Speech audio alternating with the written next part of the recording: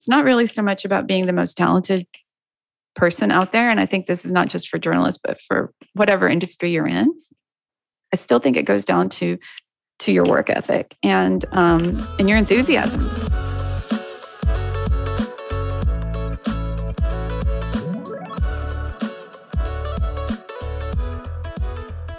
Hello, and welcome to the Women Who Roar podcast. It's female leaders talking about crushing work, money, and life.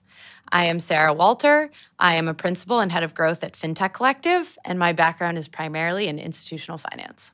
Hi, I'm Shreya Chaubey.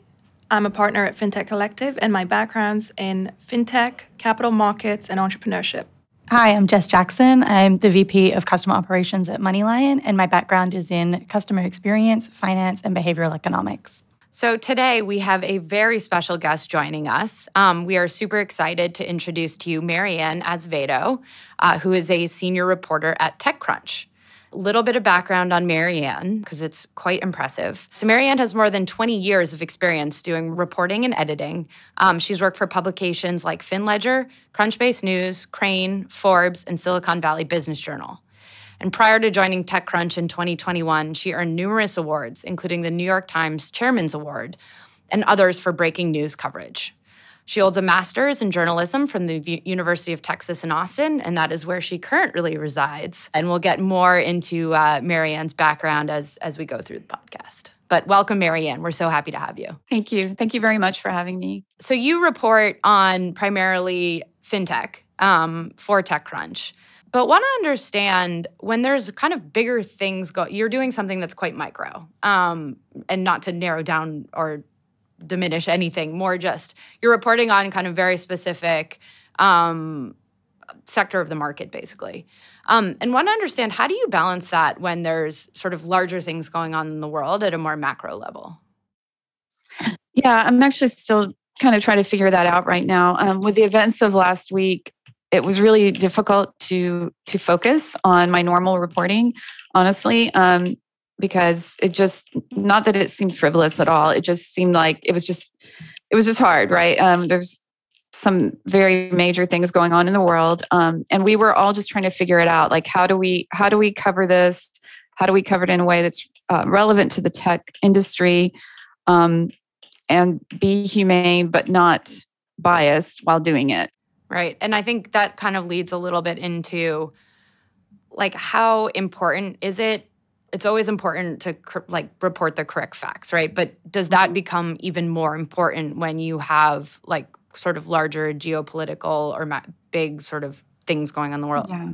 Yeah, absolutely. I mean, TechCrunch is read worldwide, and I think it is our responsibility, of course, to be as objective, and definitely we have to be very factual. And our team really impresses me with their diligence with being factual, with making sure before we publish anything that our sources are solid.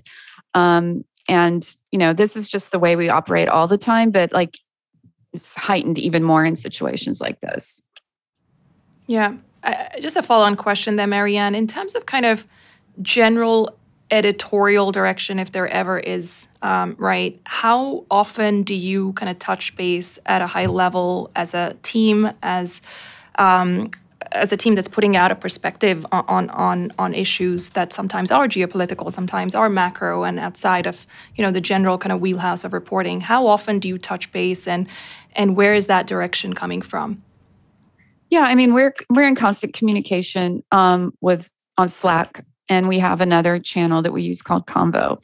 And then, on Slack, we have a specific channel dedicated to what's happening right now in Ukraine. And we're discussing it constantly. And so one good thing about where we are is we are allowed quite a bit of autonomy in terms of what we choose to cover. But we communicate with each other about what we're going to cover and why. And if another reporter and editor feels like that's not something we should be doing, they speak up, or if they give their feedback on like, well, if you're going to do this, be sure you do this and do that. So we're very much just a very open communication group, and we are constantly chatting about these things online.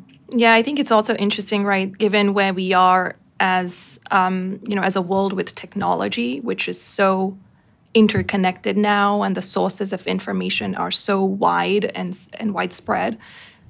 Just curious to hear, how has journalism evolved in the way that it ingests data and kind of sources of information that are so prevalent now with all the tech platforms that are out there? Yeah, I mean, things have changed a lot. Of course, I've been a journalist since online journalism became a thing in the late 90s. And of course, I feel like social media has a lot more influence, obviously, than ever. And it's something we all kind of use in our reporting in one form or another. I often get leads on social media for stories. I hear about layoffs through LinkedIn posts, all sorts of things. So I think social media is one of the biggest differences in terms of like sources we have for information, for leads, and reaching out to people than before. One of the things that I know is typically difficult in journalism, right, is you want to be the first to report, you want to be the first to the punch when it comes to anything, major in whatever you're covering.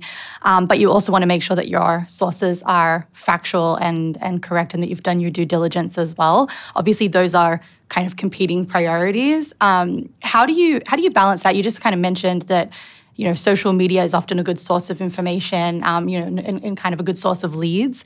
How do you kind of balance, this research is enough research before kind of putting something out if you have been led to it by social media?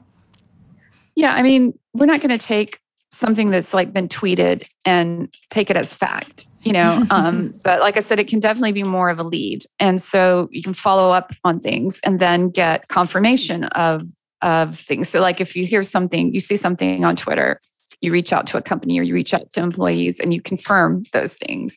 So to be clear, social media is not like, we're not trusting it 100%, except in the cases of like LinkedIn, where an individual posts that they've left a company, for example, that's pretty much factual because a person is not going to post on LinkedIn that they've left a company, typically, if they have not. but we have to be very careful. I mean, yeah, of course, we all love to break news, but you have to do it responsibly. You don't want to do it inaccurately.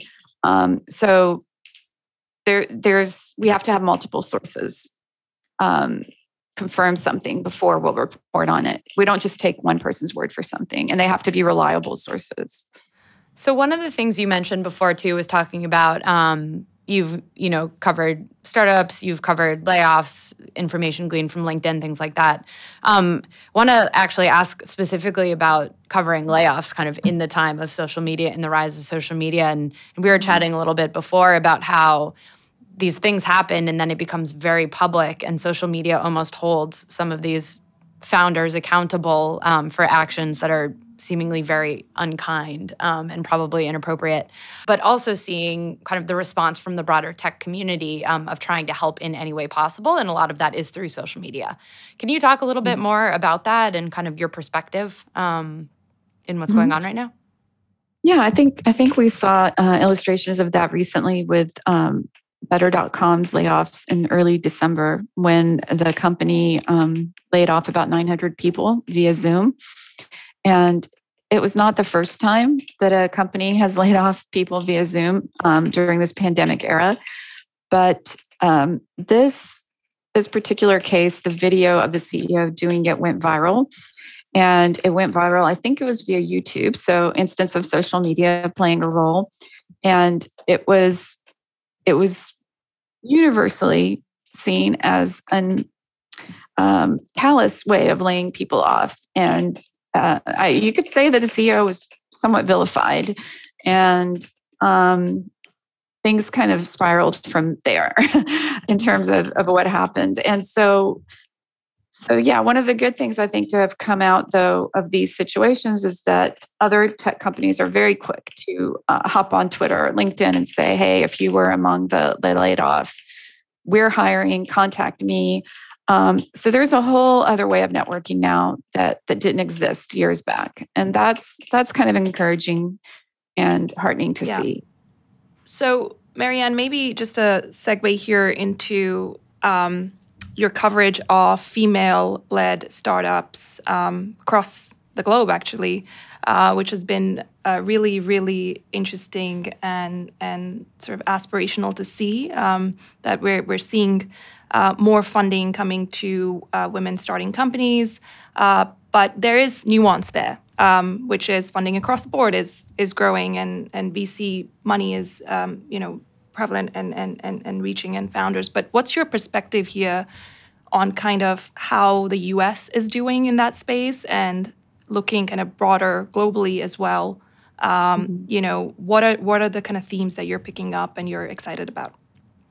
I do feel like I'm seeing more pitches about startups with female co-founders raising money. It does feel that way to me. I don't have statistics. I know that a couple of years ago, Deloitte found that only 7% of, I think, startups in the FinTech space were founded by females, which is way too low. I would love to see more recent stats. I do think, though, it is interesting that I've heard female founders say that when raising money, many investors address their male co-founder in situations, which is probably very frustrating for that woman. So even though we're seeing some improvement, I think there's still a long way to go still in terms of a little bit of sexism. And, there's just this tendency, I think, toward some investors to still direct questions and things to a male co-founder, which seems antiquated.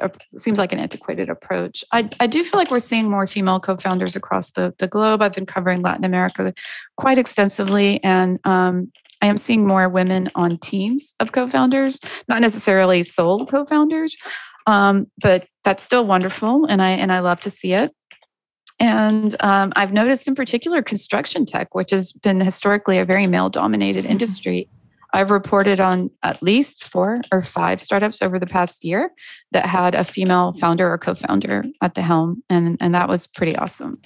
That's super interesting. Another thing that we had been reading about, which is fairly common out there, is that women often get asked more questions about the downside, as opposed to men who often get asked more about kind of glass half full questions and the potential upside and ability to grow the business. It's interesting, just to pick up on that, Sarah, also is that it's been noticed that just at a macro level in times of uncertainty, such as the pandemic, potentially other macro geopolitical related periods of volatility, when funding really gets dried up, right? It's been noted that it is female founders that get bear the brunt of that a lot of the times, which is interesting because it's trying to say that female-led startups are riskier in many ways, or seen as kind of riskier assets to own for some reason. But the reality is, when you actually look at the data, if you have a female founder on co-founding teams, their performance is significantly higher. So there seems to be an absolute mismatch on how capital is flowing versus the results that are kind of, out there for us to all look at. So just curious to hear your perspective, Mary Ann. I agree with that. I think it's not just exclusive to females. I think that goes for just, I don't know if this is the right word, underrepresented founders in general from different backgrounds. Right.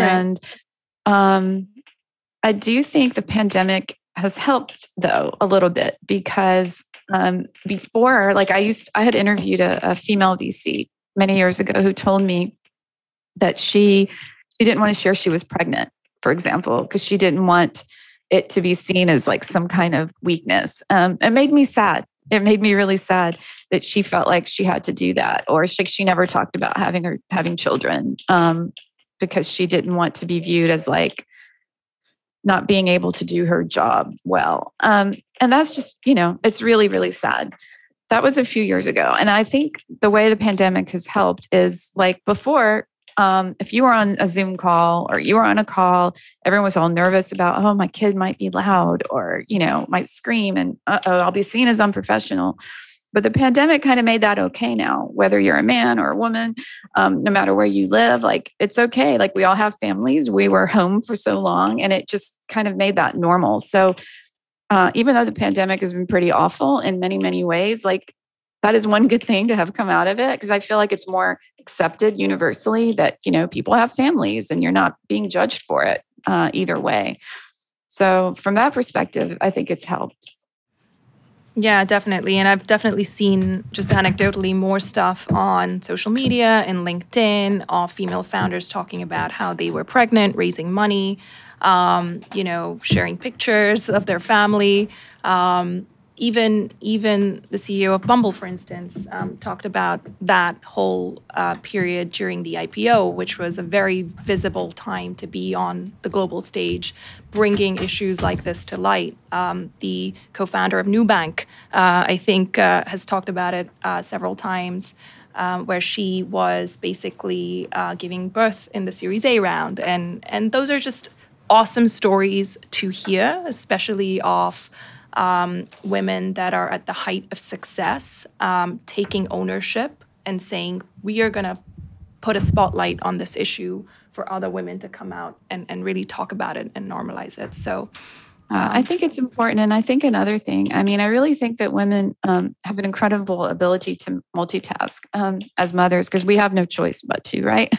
And I think it's just different in general for mothers. So I just have to say that, like, I think we're able to multitask. I think we know how to focus when we need to. And yeah, we're pretty damn productive. So I'm fortunate to have always worked in environments where women were treated equally as the men, and praised for juggling things when it's really difficult to juggle. So I've fortunately never experienced it. But of course, journalism is maybe very different than like the startup world.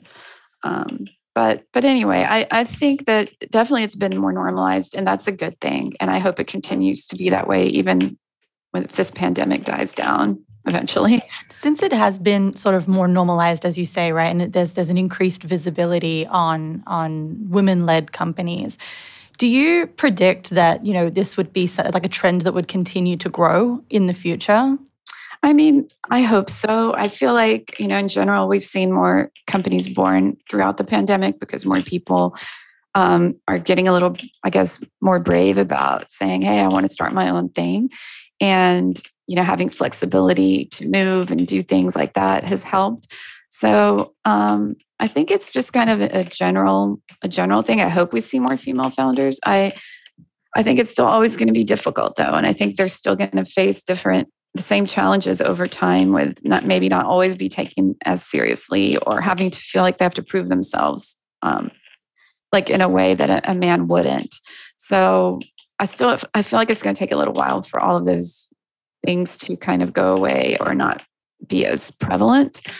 But yeah, in general, I can't predict, but I can hope that we'll see more female founders, and more founders from underrepresented backgrounds. As a reporter, I generally love to cover founders who don't have a stereotypical background of Ivy League school or certain privilege, and not that they're not worth covering, of course, but I'm always very interested in a founder who's had a challenging upbringing, who kind of overcame a lot of obstacles to get to where they were, to start a company, to raise money.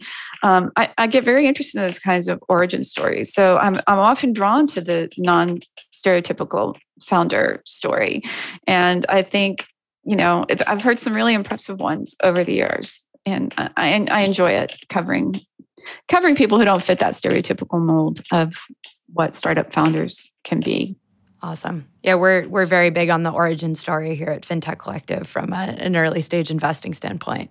So I want to touch base a little bit just what you mentioned just about motherhood too. So you're the mom of 2 kids, I believe teenagers. Please correct me if I'm wrong here. One is 14 and the other's 9. So she's a tween, I guess. Okay. You have that coming for you, I guess. And so you publish at like a prolific pace. I think anyone who follows FinTech and tech news sees your name like multiple times a day in stories that you've managed to put out, which is just kind of mind-boggling to watch from afar, knowing how long it takes me to write a paragraph.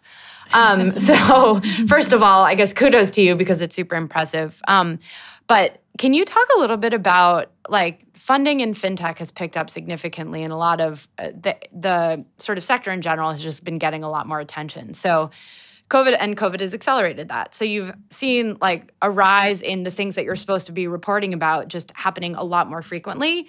And at the same time, having to manage what I imagine to be an increasingly difficult sort of life at home with kids during the pandemic. Can you kind of talk how you've managed to balance that?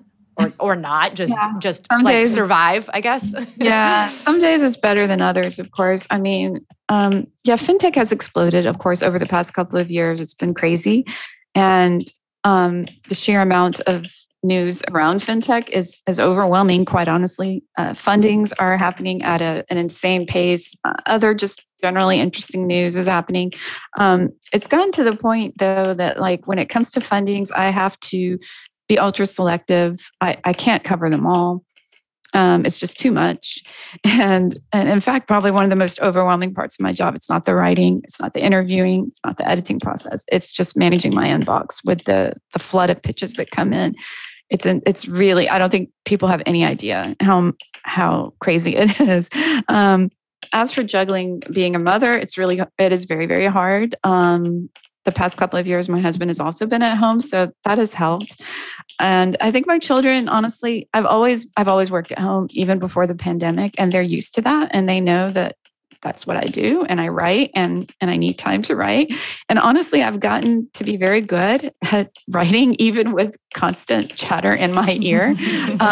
So good, in fact, that when my children went back to school finally in the fall, I didn't know what to do. The quiet was too much for me and I couldn't concentrate. I couldn't focus. Like I'd gotten so used to having noise and chatter in my ear, and that's how I got used to working. Yeah, I think it's also interesting just to kind of overlay your experience as a journalist and bringing up, teenagers or slightly younger children in the context of social media and the content that they consume on those platforms. Just curious to hear your view on kind of motherhood as someone who's in the space of journalism and how you kind of navigate some of that for your kids.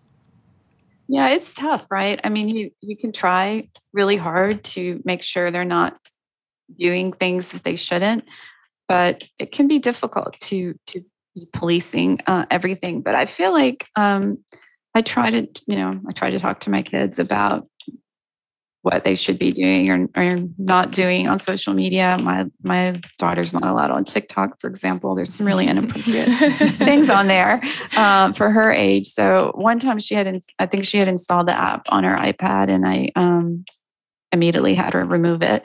I just wasn't comfortable with that. Fortunately, my teenager, he's not into the posting on Instagram and like stuff like that. In fact, he finds it kind of annoying, like people trying to get likes and show off and all that. So I think my point is like, we just try to raise our children with certain values so they don't get sucked in to all of that. And no matter what you do, you can't control their exposure to everything, but you can at least help shape their values and how they react to things they might see or hear, if that makes sense. Yeah, for sure. Yeah. Can you, just like taking a step back here, what made you want to get into journalism in the first place? Yeah, well, since I was 7, when I was 7, I knew I wanted to be, I said an author. I wanted to write because I love to write. It's just something I always enjoyed doing. And then, middle school, I wrote for the school paper. And then when it came to college, though, I ended up at a university in my hometown. I had to stay in my hometown for reasons like family-related reasons. There was no journalism program there. So I majored in psychology and classical studies, and I was going to be a psychologist. And then I got an internship at a magazine, and I took a journalism class, and then it was all over after that. Yeah. It's and so on this podcast, we try to kind of really look at the intersection of life, career, obviously, and money, right? That's kind of like the other angle, and just kind of unpacking the kind of issues around how is it that women think about investing for themselves, for their families, what role, what type of research or what type of activities they partake in to kind of manage their money, right? So from that perspective, do you? What's your take on investing? How much time do you dedicate in your busy life to basically think about money as a priority? Yeah, I mean, I think honestly, until I reached a certain age, I didn't think enough about retirement and that sort of thing because, it always seemed so far away. And then as I got older, I was like, oh, wow, I really need to make sure I'm saving more for retirement, a bigger portion of my check to go into retirement and that kind of thing. Because I've been a business journalist for so long, I haven't really been able to invest maybe as much in the stock market because things can be seen as a conflict of interest. Because I used to cover a wide range of companies, not just startups. So I just kind of got into that habit of like, I can't invest because like it's a conflict of interest. Companies go public that I've written about, things like that. So I'm not super active on this like stock market. Same with like cryptocurrency. My son, who is 14, is more savvy than I. I'm not surprised. Yeah, when it comes to crypto, and he's got it. He's got some, and all the power to him. But yeah, I'm not a person who takes a lot of risk when it comes to investing. But I have become a lot more focused on retirement in the past few years. Maybe you'll get to retire early when your son becomes one of those crypto millionaires. I don't know. I wouldn't be surprised if he's one of these startup founders that TechCrunch ends up writing about one day. He's taught himself how to code, and he's makes websites and stuff. So I'm proud of him, but we'll see. That would be coming completely full circle of you getting to write a story about your son. Oh yeah, well, yeah. I don't think I could, but it would be amazing if one day he were able to get written up in TechCrunch. That would be exciting. So one question I'm just really curious about. Obviously, we kind of have our views as investors and the partners of FinTech Collective talk about how they have an algorithm in their head of just like all these different data points they're running through when they're meeting founders for the first time and second time and third time and all that. From your perspective as a journalist, do you see any sort of universal traits or commonality amongst founders where they've ended up being successful or not? That's a really interesting question. I feel like that our jobs are very similar, journalists and investors, right? Because we're getting pitches all the time. We have to evaluate whether or not we think a startup is either for me worth covering or reporting on, or for you, one that you would invest in. So, there's a lot of criteria. Honestly, I often get the things that excite me about startups are the two things are one, founder energy, honestly. Like when I talk to a founder and I really feel a passion coming from them about what they're doing and why they're doing it, it energizes me and I get excited about the story. And I feel like the story is better. And I can say there have been some companies that I wrote about in very early stages at seed stage just because of that reason. Because I was like, gosh, this founder is like super passionate about what they're doing and I'm impressed by it. And I think they're going to go far. So I feel like sometimes success a lot of times can be beyond just like the business idea and like how to make money off of it. But like when a founder is really passionate about what they're doing, and sometimes there might be a personal reason for it, I feel like that really can help in terms of chances of success. And then of course, just uniqueness. I think that it's gotten to the point in FinTech lately, especially, and I'm sure you can relate as investors, where there's so many companies that start to sound very similar and it's hard to tell them apart. So like, if you come across a company that's like doing something that's pretty unique, it stands out, like I've never heard of it being done this way, then that kind of catches your attention too. And I think that those are the ones that you often see like raising money quickly after one round and, that kind of thing, growing pretty quickly. So that brings us to our final segment, Ask the Experts. There's a lot of career and financial advice out there, and we want to engage in the conversation with women as women. This question came from Twitter user Emma L. Stewart. Her question is, I'm a young woman trying to get ahead in my journalism career. What are some of the challenges I should be aware of? What should I prepare for? I think journalism can be challenging in that there's a lot of people who might want to break into it. And it's hard to stand out as an applicant. Like I've talked to many people, it's like, I love to write. I'm interested in this topic, but how do I get publications interested in me?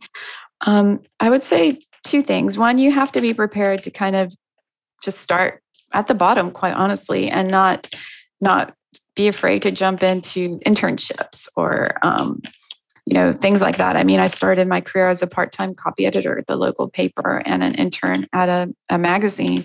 So I did a lot of grunt work. Actually, I was an editorial assistant at the newspaper before I became a copy editor. Anyway, my point is, like, you kind of have to be prepared to suck it up for a little while and do some grunt work that you might feel you're overqualified for. But the point is to show your work ethic, to show how smart you are, how responsible you are. And then people notice that. And then when it's time to, we need a person to do this, they're going to look at you and say, hey, are you interested in doing this? And, because I feel like that's kind of what happened with me. An editorial assistant, I got moved into a copy editor role. And then with the magazine, I was an intern, and then I got offered a job once I graduated. So you have to take those opportunities to show how awesome you are, and then you'll get noticed. So they can actually be very valuable. Also, I think, I don't really love the word networking, but I guess that's what it is. Like, just keeping in touch with people and talking to them, and don't just do it when you need something. And people see through that and they don't like it. And, like, if you meet people in the industry and if there's someone you admire, talk to them, get their advice and things like that. But don't just reach out to them when you need something, right? You have to maintain relationships, and it has to be a two-way street. So, and it has to be authentic, right? I think people can feel when you're not being authentic. So, like, if there's someone you admire, reach out to that individual, talk to them and say, hey, I admire your reporting, or I would love to do what you do one day. Do you have any suggestions for me? And just kind of keeping in touch with people as much as you can over the years. I can't tell you how many jobs I got, freelance or otherwise, from people that I kind of worked with, even just, not very close roles, but people who I kind of knew just a little bit. And then they heard about an opening and they're like, oh yeah, Mary Ann would be good for that. And they would refer me. So, like, just keeping those relationships active and not one-sided, and not where you're taking advantage of people, is also really important, I think. When you spoke about doing the grunt work earlier, it was kind of from the perspective of, and this is obviously my wording, not yours, but kind of like doing your time, right? Like at the start of your career. And, you kind of alluded to the idea that you kind of graduate from that at some point in time. Where do you think that break point is? I know that there are lots of women who kind of go through their career, they move through, and not just women actually, people in general, who go through their career and they climb, different rungs on the ladder, and they're still doing all of this stuff because they're a bit afraid to push back or say no or whatever. Yeah. We've spoken to people who are from the C-suite who have mentioned that that's still kind of difficult for them. Is there kind of, for you, from your perspective, a period in time that is sort of that break point where you would sort of push back on that grunt work? Honestly, it's not really so much about being the most talented person out there. And I think this is not just for journalists, but for whatever industry you're in. I still think it goes down to your work ethic and your enthusiasm for your work. I tell them all the time, I'm not the best journalist out there, or the best reporter out there, or best writer out there. But I work my ass off, and everybody I've ever worked with sees it and they know it. And I have a good attitude, right? And that doesn't mean that I put up with shit, pardon my language. But I have a good attitude for the most part. And that goes a long way. So I feel like all of that eventually pays off, and people notice. So it's just, work hard. Like those things that you hear, work hard, be kind, all of that I feel like goes a long way in your career, and eventually will get rewarded. And if you want the experts to answer your questions about career, finance, and women in leadership, tweet at us at Ask MoneyLion to be featured on the podcast. And that brings us to our last question. It's a question that we like to ask all guests at the end of the show, Mary Ann. As a MoneyLion, what person has inspired you to roar the loudest and why? I would say there's been a number of them over the years. When I think about my journalism career, I think about my professor in college, who was someone that there was a journalism class at my university that I wanted to be in, and it was closed. And I knew the professor actually because our families were friendly. We knew each other. We'd see each other at social functions. And I saw him at a wedding, and I said, his name was Larry Queen, Professor Queen, I really want to be in your class, and it's closed. And he said, well, I'm really hesitant to let you in because I know you, and I don't want it to be seen as favoritism or nepotism or whatever the case may be. I said, look, just forget about that. Just give me a chance. I'm really interested in journalism, please. He let me in the class, and, he was so inspiring. He was amazing. He was not very tall, very kind of a little man, and he would stand on the desks and he would share his stories of being a journalist from the years. And, I was just sucked in. He was amazing. And he gave me so much inspiration and confidence. And he's the one that referred me to the internship and the job at the newspaper. And all through the years, we kept in touch until he passed away a couple of years ago. He did nothing but support me and tell me I was amazing and gave me confidence every step of the way. And I will forever be grateful to him. And now, even in my current role, I have an amazing team. I have an editor who saw things in me that I didn't see in myself. Editorial director might be more appropriate, who said, you know what, you should be on our podcast. You have a lot of interesting things to say. And I was shy, and I was like, me on a podcast? I don't think so. And he was like, give it a shot. And I gave it a shot, and it was okay. I think I did okay. And now I'm on it every week because he saw something in me that I didn't see in myself. And I'm grateful for his pushing me to get out of my comfort zone. And also just my teammates, Alex and Natasha, who are on the pod with me, and I've worked with them for years. We encourage each other every day, and they cheer me on every day, just with Slack messages and text and phone calls. So I think we all have cheerleaders throughout our lives and our careers, and I'm very, very grateful for mine. I love that. That's wonderful. Awesome. That's really wonderful. Thank you so much, Mary Ann, for being here with us today and for offering your perspective in journalism, FinTech, and being a mom. And thank you to our audience for listening and watching. Join us again for another episode of Women Who Roar. Thank you for having me. It was awesome.